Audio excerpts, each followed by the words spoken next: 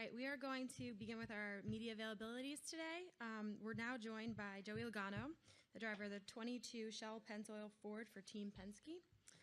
Joey, in the past, you've had success here in the Xfinity and Monster Energy Cup Series. You're going for 3 in a row here in the Xfinity. What do you need to do to get a win in both series? I got to go faster than all the rest of the drivers out there. So, this has been a great racetrack for us the last couple of years. Even before the repave and now since the repave, it seems like we've been able to maintain some of the speed and the things that we've learned on the older surface. So that's all good. And I think I got a good Xfinity car for today, and looking forward to see what I have for a Cup car here in a few minutes. All right, we'll open it up for questions. Just raise your hand if you have a question, and we'll get a mic over to you. Over here to the right. Hi, Joey. I guess my question would be, you're running both of the races this weekend, and with all the practice sessions, the qualifying, and then 2 90-lap races, I'm kind of estimating you might be around 275, 300 laps this weekend.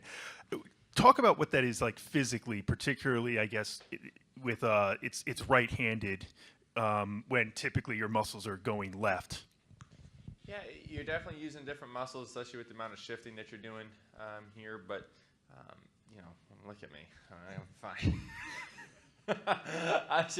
I should be okay. The most challenging part, in all honesty, isn't as much the races as it is running from car to car and trying to keep the 2 practices separate. And at least with this new schedule, yesterday I'm able to focus in 100% on Xfinity practice, which I think really helps.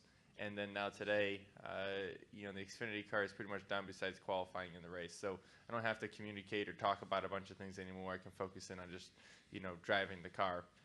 In the Cup car today, I can focus in on the practicing, and making sure that we get that car tuned in the way it needs to be. Yep. Right, Patrick. Reed Spencer with NASCAR Wire Service. With the one-day qualifying and race on the same day, how does that affect your mindset? I mean, typically in the past, when you just get ready for the Cup race, you do what you do in the morning, have maybe appearances, talk strategy. Now you've got to get up for 2 different things, and the time in between is not as great as normal. Yeah, it's definitely changed the game up some. At the 3 o'clock start time last week, even with that, we still had plenty of time in the morning to prepare yourself physically. I guess the part that becomes a little bit more challenging is, we used to always have these appearances we run in the morning. You run 4 or 5 of these different appearances, and now, where do you set those in? You got to do it before qualifying. So it's different. It's different. I think it's okay. I don't really have a problem with qualifying the day of. It all just depends on the schedule, right? The reason why we do it is because if you have 2 series going and we only have so many officials and we have to have so much time to go through tech, unless we've changed some of that stuff up, this is the way it's kind of got to be, I believe, from what I understand at least. So, it's different. I don't think it's a bad thing. If someone crashes in qualifying, I think it puts them in a pretty big bind to get their stuff ready for the race. But, it is what it is. It's the same for everybody.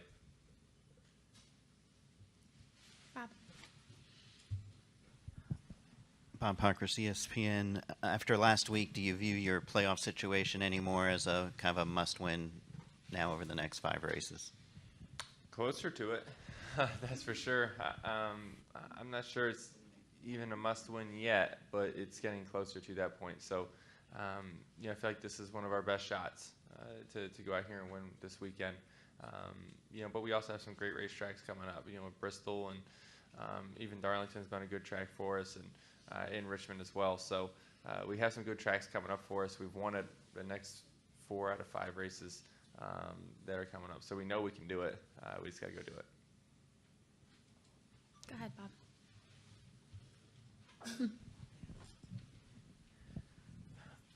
Do you race any differently if you're second and Allmendinger or a McDowell is ahead of you, a guy who maybe doesn't have a win yet, versus maybe a Hamlin or somebody or Kyle who does have a win? No, because our goal is still the same. Our goal is to win the race, no matter what. So I'm not going to race someone different because of their situation. I will understand what their situation is. I understand how desperate they are. But for us, we got to stay focused in on our car as much as anybody else's. All right. Do we have any additional questions for Joey? Kelly. Kelly Crandall, Racer.com. Two things, Joey. Has running the Xfinity race the last couple years here helped you on the Cup side, maybe just in learning some things or even confidence? Yeah, for sure. It definitely does. It's a confidence booster for one, but number two, you are able to take some things from the Xfinity race into the Cup race. And the cars drive closer this year, well, I think so far, than they were last year with less spoiler on the Xfinity cars. So your braking zones are kind of the biggest difference, but they're a little closer now with the smaller spoiler on these Xfinity cars. So, I think for me, I remember following Ambrose in the Xfinity race, and we were racing the heck out of each other for the win here. And I remember where he beat me really bad, and I said, oh man, and I tried doing it, my car couldn't do it. And I said, man, next time I come here, I'm going to make sure my car can do what that car was doing. And ever since then, we've gotten faster. If it wasn't for running that Xfinity race and being up near him, I would never have learned that. So you're able to take a lot, because we only come to this racetrack once a year, and we don't race road courses that much.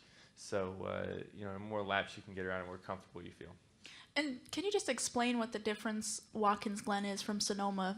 Most would say, well, they're both road courses, but I've heard a lot of guys say when it comes to Watkins Glen, it's a little bit more unforgiving than, say, Sonoma is. Do you agree with that? Yeah, it's a complete 180. Sonoma is a very slow, technical track. Tires wear out a lot. You got heavy braking zones, but you're braking down to like 40, to get around a couple of those turns. Here, you're going so fast, there's not much room for error, and the tires don't wear out. So you can imagine from a car setup perspective and a driving technique perspective is completely different than Sonoma. So you see a lot of drivers and cars that run good at one track that you say, hey, it's a road course, they're going to be good here too. It's not quite the case a lot of times. It takes something completely different to run well at Watkins Glen than it does at Sonoma. Other side. Yeah, Joey, when you last won the Cup race here, after the race was over, you got a chance to tear up the asphalt, the old asphalt. They gave pieces of that track away to different dignitaries throughout the rest of that year. Did you ever actually get a piece of that racetrack? I did. And I didn't really want to tear it up because I finally figured it out, and they put me in an excavator and say, dig it up. I'm like, no, I don't want to. But it was fun to drive that machine, I can tell you that much, and dig it up. But yeah, I do have a piece. We actually, it was kind of cool because we swept that weekend. I made these trophies for my team. They kind of had both, the sponsors of the race and whatever the logo was, and then had a chunk of the asphalt on top of it to give to the team. So it was a really cool weekend for me. Any other questions?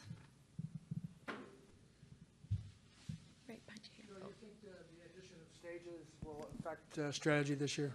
Yeah, it's effective strategy everywhere we go, and it will again here when you come to Watkins Glen, and depending on certain driver situations, on when they pit and how important they believe stage points are to maybe setting yourself up for the end of the race. There's going to be a lot of different strategies that come into this, and